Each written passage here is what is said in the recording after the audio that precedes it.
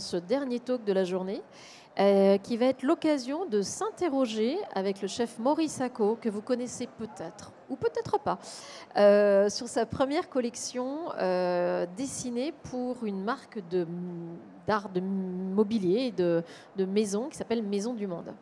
Alors, Maurice Sacco, je pense que tout le monde le connaît. Il est chef d'un restaurant étoilé, Mosuke, et de table street food. Je crois qu'il y en a quoi, 4 maintenant? 3. Bon, bientôt 4. Mosugo. Alors, c'est une star. C'est une star absolue. Non seulement parce qu'il est très, très, très doué, mais aussi parce qu'il est extrêmement sympathique. Et puis, je pense que la particularité aussi, c'est que vous avez apporté à la cuisine française quelque chose de nouveau. Alors peut-être pas dans le savoir-faire technique, parce que ça, vous le partagez avec les chefs, mais en termes de diversité et de créativité. Peut-être parce qu'il n'y a finalement pas énormément de chefs issus de la diaspora africaine. Peut-être parce que vous avez intégré dans votre cuisine des goûts, des saveurs, des produits qui jusque-là étaient méconnus. Et puis parce que vous n'hésitez pas à faire des pas de côté. On le voit avec notamment toute l'inspiration autour du Japon, on va en parler. Cette première collection comprend de l'art de la table et des objets pour Maison du Monde. Alors, vous signez cette collection donc, de design. Est-ce que vous pouvez nous raconter la genèse de ce projet? Parce que c'est quand même assez inattendu pour un chef. Si on m'entend bien dans le micro. Non. SOS, la technique. SOS. Ah, c'est bon, j'ai mon micro. Bonjour tout le monde. Et oui, totalement. Donc, déjà, je suis très content d'être là. Et cette collection pour Maison du Monde, c'est arrivé d'une manière assez inattendue dans le sens où je pense de la vaisselle dans mon restaurant quotidiennement, mais pour moi, c'est une partie de mon métier. Et quand ils sont venus me rencontrer et me dire qu'est-ce que tu as envie de faire, et en ouvrant un maximum la fenêtre en disant tu penses que tu veux, bien sûr, il y a de la vaisselle, mais on peut aller plus loin sur du mobilier, sur du textile et ainsi de suite. À ce moment-là, je me suis dit trop cool, mais fallait trouver quelque chose à raconter, quoi. Ok, donc en fait, c'est eux qui vous ont appelé. Oui, c'est eux qui m'ont appelé. Ok. Comment est-ce que vous avez développé cette collection? Quand on en a parlé au début, vous m'avez dit, en fait, ils m'ont laissé vraiment carte blanche. Mais comment est-ce que vous, qui êtes chef, qui travaillez, qui créez un lieu des lieux avec les restaurants, qui réfléchissez à la mise en scène, au goût, etc., comment est-ce que vous avez développé cette collection et quels sont les fils créatifs sur lesquels vous avez tiré? Alors cette collection, c'est vrai que j'avais envie de la créer un peu avec les influences que j'ai dans ma cuisine au quotidien et des influences qui me suivent dans ma vie au quotidien. Donc toujours autour de Striptyque, autour de la France, l'Afrique, le Japon, et me dire, très bien on le raconte à travers la nourriture au restaurant, mais bien au-delà de tout ça, moi l'idée c'est de créer une espèce d'univers où ces trois influences elles sont complètement fondues, elles se croisent, elles se percutent, des fois on va en laisser une prendre totalement la place, et tout de suite je me suis dit, oui, sur de la vaisselle c'est intéressant, mais ça peut être encore plus intéressant sur des objets qui vont habiller la table, parce que je suis chef de cuisine, mais je suis aussi et surtout chef d'entreprise, restaurateur, et donc je pense des lieux au quotidien. Combien de personnes aujourd'hui dans les entreprises? Aujourd'hui, on n'est pas loin d'être 50, donc ça commence à faire un petit peu de monde, mais c'est vraiment, moi, un plaisir de me dire que penser des plats, c'est vraiment ce qui me porte et c'est mon énergie au quotidien, mais aussi penser des lieux, parce qu'aujourd'hui, mon métier ne s'arrête pas juste à se dire, tiens, cette assiette, c'est se dire, le client passe la porte, qu'est-ce qui se passe? Qu'est-ce qu'on lui raconte? Comment on l'accompagne à travers tout ça? Et bien sûr, les arts de la table font partie intégrante, la décoration aussi. Je me fais aider par des architectes, hein, je ne dessine pas tout seul, je ne sais pas faire. Et voilà quoi. Donc quand Maison du Monde m'a proposé, je me suis dit, c'est peut-être quelque chose que je fais déjà un petit peu, mais à une échelle qui est totalement moindre. Comment est-ce que vous avez organisé le travail concrètement avec les équipes Maison du Monde? C'est-à-dire concrètement, tous les jours vous êtes en cuisine, vous cuisinez, vous pilotez vos entreprises. Comment vous avez fait pour définir, dessiner et arriver finalement à l'objet réel?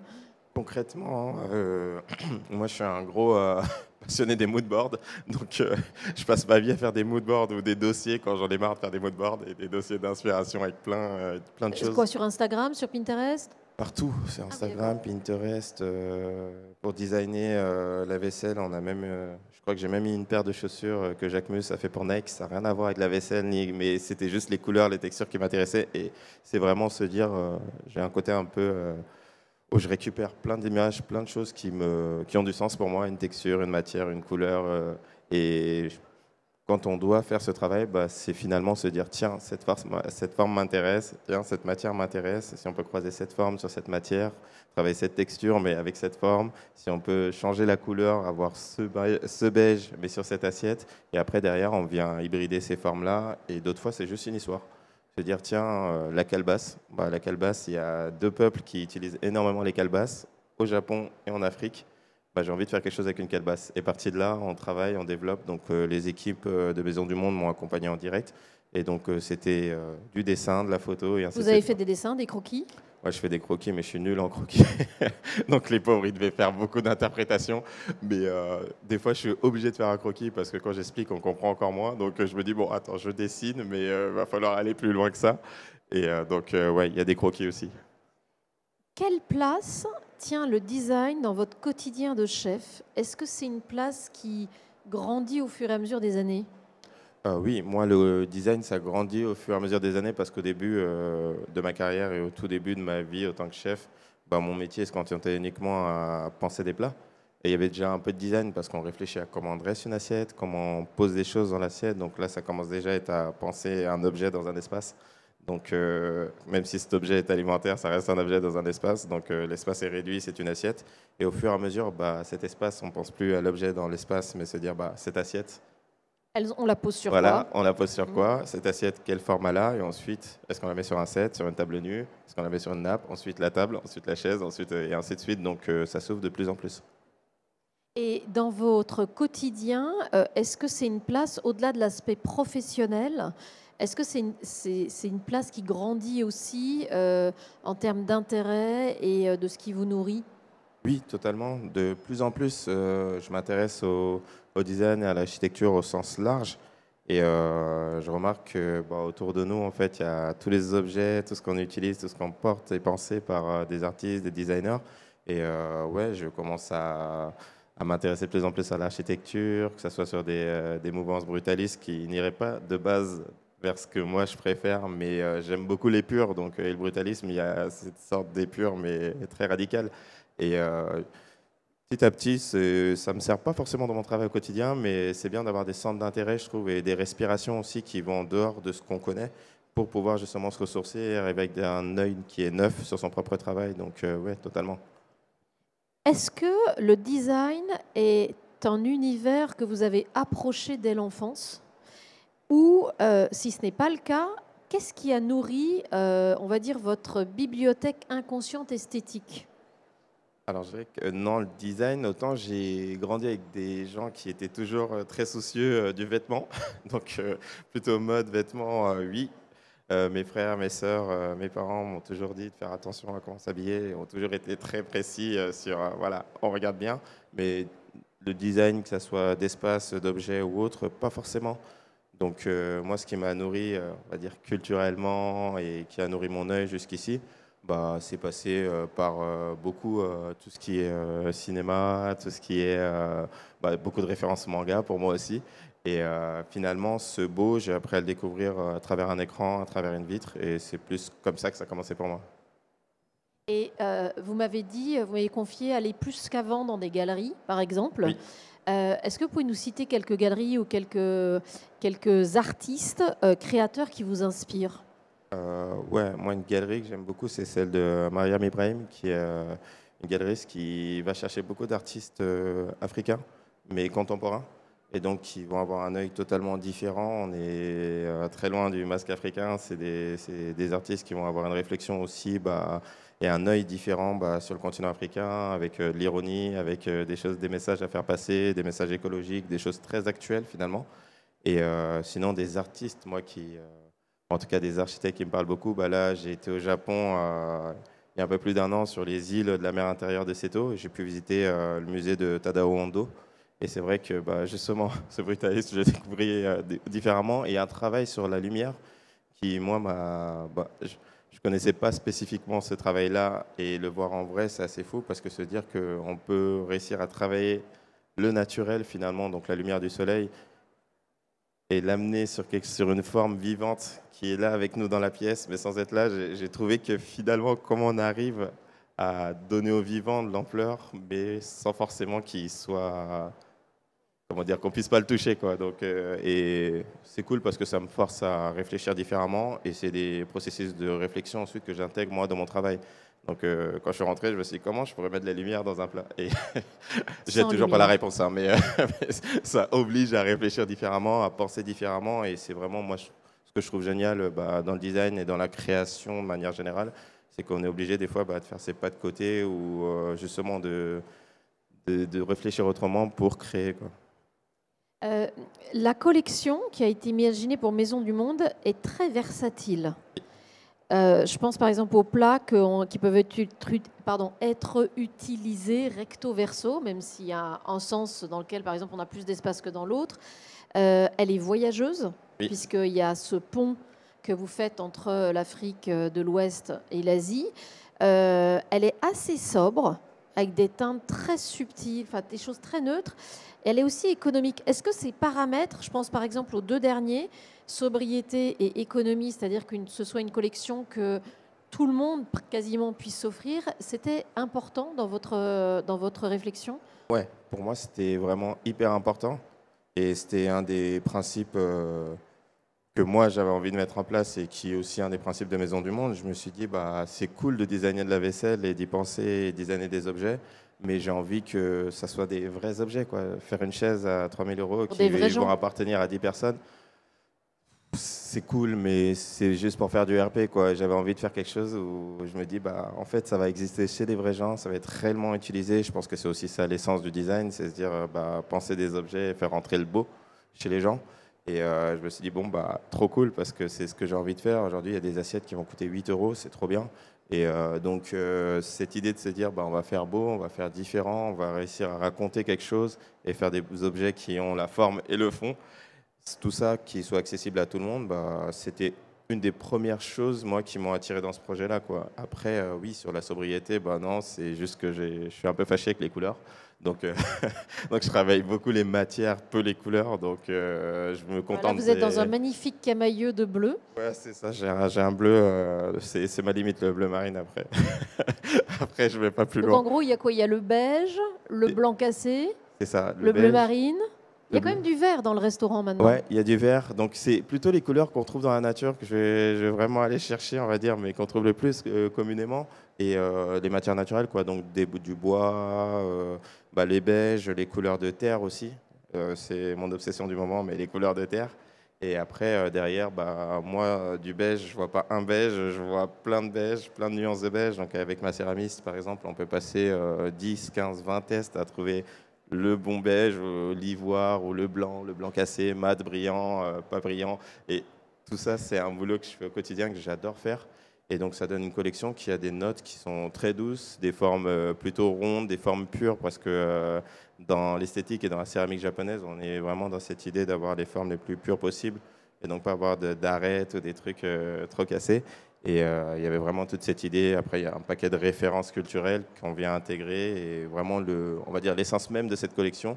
Et c'était le fil qui nous unit, parce que l'idée, c'était d'aller chercher justement un fil commun entre ces trois cultures et se dire comment on arrive à lier tout le monde.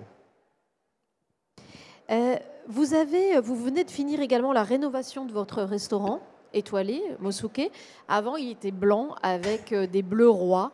Oui, Assez beau. D'ailleurs, je dois dire, je m'en suis inspirée pour chez moi. c'est Alors, l'inspiration n'est plus d'actualité puisqu'entre-temps, le restaurant a changé. Vous avez travaillé sur ce projet avec Virginie Friedman et Delphine Versace, de l'agence ça. Friedman et Versace. Est-ce que vous pouvez nous raconter ce qui a changé dans le restaurant? On le voit là. Alors, entre la première version et la seconde version, on va dire, donc fait avec Delphine et Virginie, c'est surtout l'idée que ce restaurant, bah, c'est un petit espace. Il est tout petit ce restaurant, et j'avais envie de l'amener Il y a quoi, une vingtaine, trentaine de couverts? une vingtaine de couverts. Une vingtaine de couverts, et donc j'avais envie d'amener de la chaleur et en même temps de garder quelque chose qui soit avec des références culturelles de ces trois inspirations, mais sans être jamais sur quelque chose de théâtral, de trop direct. On voulait pas de tête d'animaux, on voulait pas de sabre de samouraï, on voulait, voilà, on voulait des références qui soient plus fines et Tant mieux, tant oui, mieux, c'est ça, tant tant mieux. mieux. Hein, on n'a pas envie de ça. Et donc c'était vraiment un travail d'équipe parce que moi j'ai les idées, j'ai les envies. mais elles ont aussi leur propre style à apporter et leur propre niveau de connaissance. Et donc, on est venu croiser les deux et créer vraiment un lieu qui soit à la fois chaleureux, à la fois avec, par exemple, le toit tenté qu'on va avoir, enfin le plafond tenté qu'on va avoir dans le restaurant. Tout le monde nous dit ah, ça fait japonisant, mais personne ne sait expliquer parce que personne n'a de plafond tenté au Japon. Mais c'est vraiment cette idée-là, c'est d'avoir quelque chose de plus un feeling que d'avoir quelque chose de très textuel, très direct, quoi. Pourquoi le vert? Vous avez dit vous aimez les couleurs de la nature, mais pourquoi le vert et pas justement un beige, un marron En réalité, j'aime pas du tout le vert.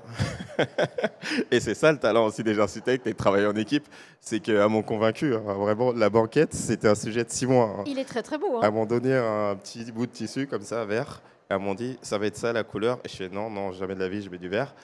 Et au bout de 2 semaines, j'ai dit, non, en fait, c'est bien. 4 semaines, non, en fait, non. Et ainsi de suite, et ainsi de suite. Et au bout d'un moment, j'ai dit, ok, bon, c'est bon, on le fait en vert. Et en fait, c'est trop bien. Donc voilà, c'est aussi ça, c'est d'aller au-delà de ce qu'on n'aime pas. D'aller Et contre soi. c'est ça, d'aller contre soi. Et maintenant, j'ai aucun problème. Je trouve ce vert, je trouve cette couleur très belle. Mais c'est vrai que d'un premier abord, j'y aurais pas été naturellement. Donc, et l'idée, c'était vraiment d'aller chercher une couleur qui est dans la nature aussi, sachant que le bleu était exclu, le bleu plus fort, parce que c'était la couleur d'avant. Et donc, voilà, quoi. Oui, et les terracottas, non. Les terracottas, on se les réserve pour les Mosugo. Mosugo, la couleur de Mosugo est le terracotta, justement. Ok. Est-ce que le voyage, on l'a dit, est très important pour vous? Vous revenez du Japon pendant très longtemps. Vous m'aviez expliqué, je me souviens, il y a quelques années, que le Japon était une référence immense pour vous, mais sans jamais y être allé. Oui.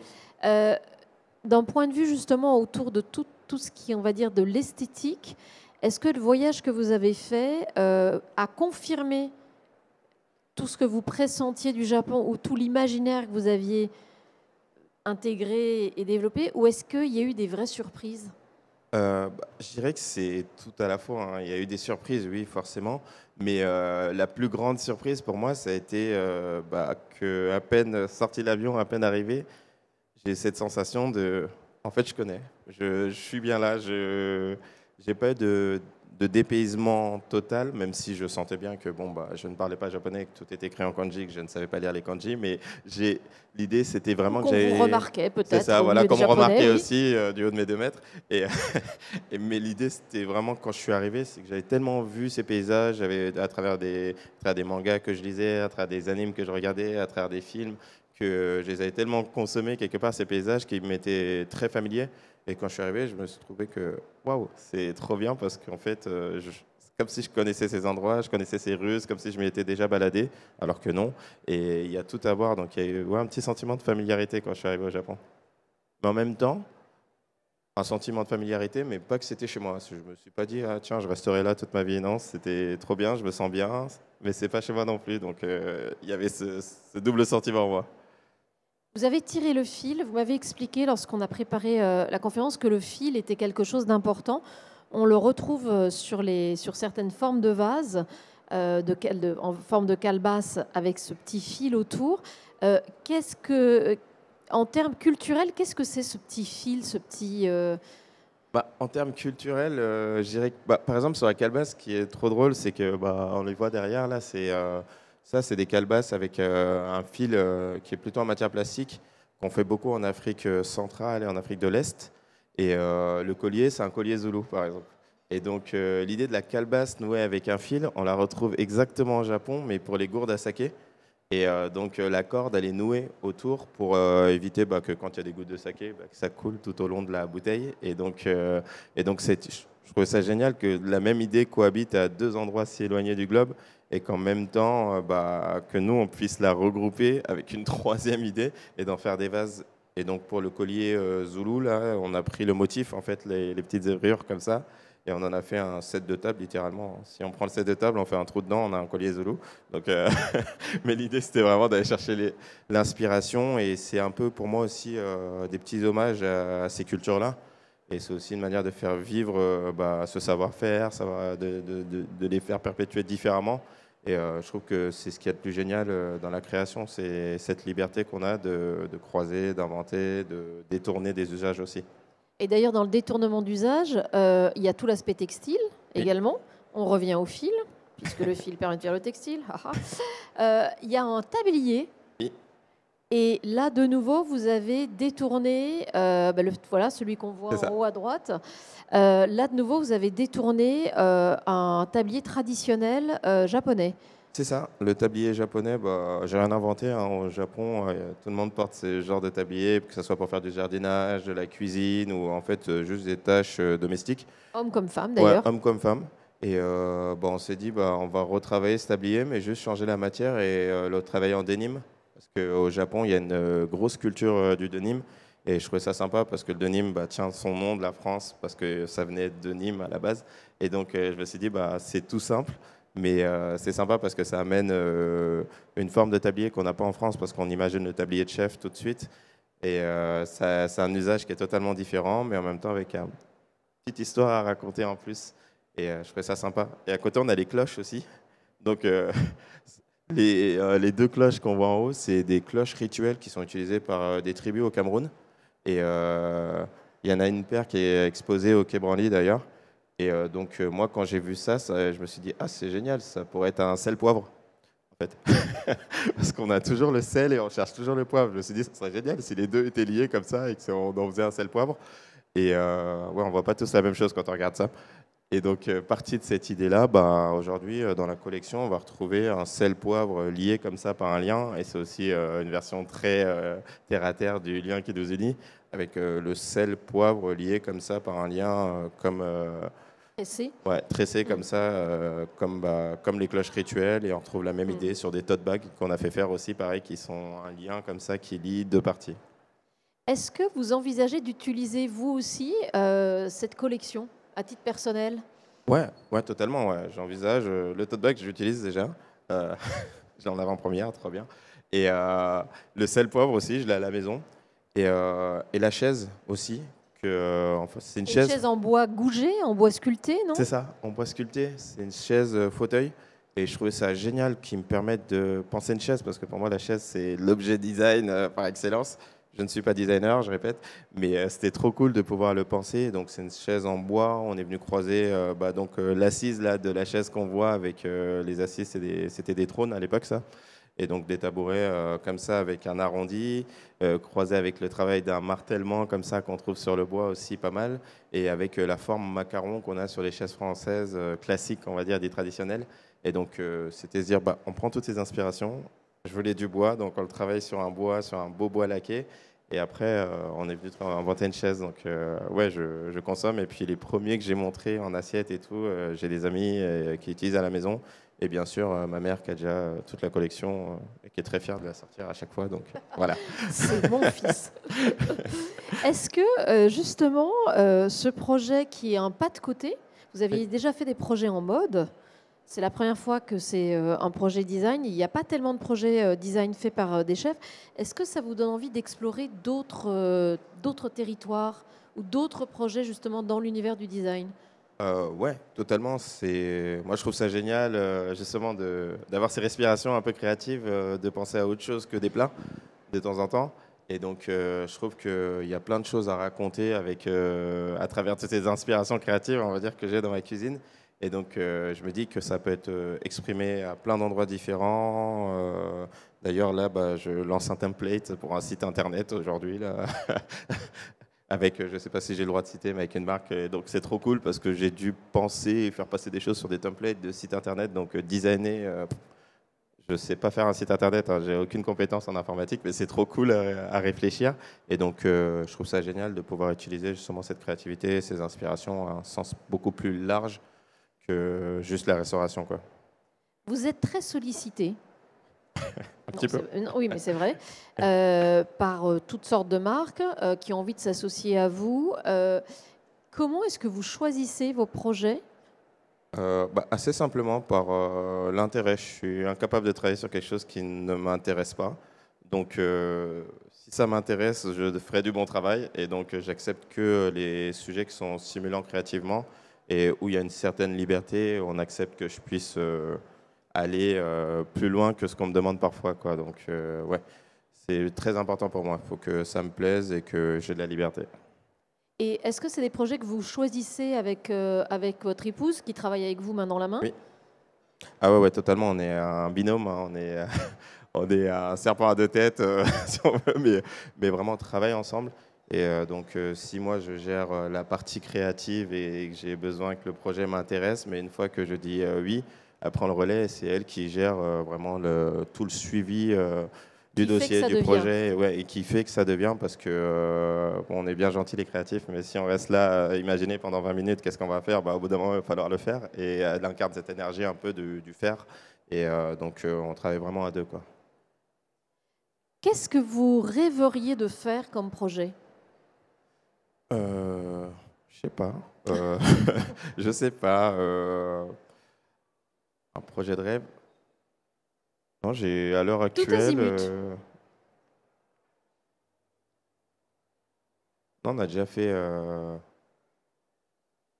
vêtement, pas encore. Je trouve que c'est trop tôt. J'ai pas encore assez d'expérience là-dessus. J'aime acheter, mais j'ai jamais pensé concrètement qu'on va faire. Euh, Non, comme ça, je sais pas. J'avoue, Formidable. j'attends. Peut-être qu'on me proposera quelque chose qui, je me dirai, ah, super, mais mais non, non, ces derniers temps, j'ai pensé à beaucoup de choses différentes, donc non, je Pas sais pas. forcément envie de partir à l'étranger, de développer des choses à l'étranger. L'étranger, j'aime bien y aller, mais pour des projets qui ont une durée. Par exemple, ouvrir un restaurant à l'étranger, je sais pas, non, j'ai pas envie de vivre dans un avion, donc moi c'est très important d'avoir mon cocon, d'avoir ma maison. Je suis à Paris, j'ai toute ma famille à Paris, donc je peux aller faire un pop-up 2 semaines, 3 semaines, il n'y a pas de problème.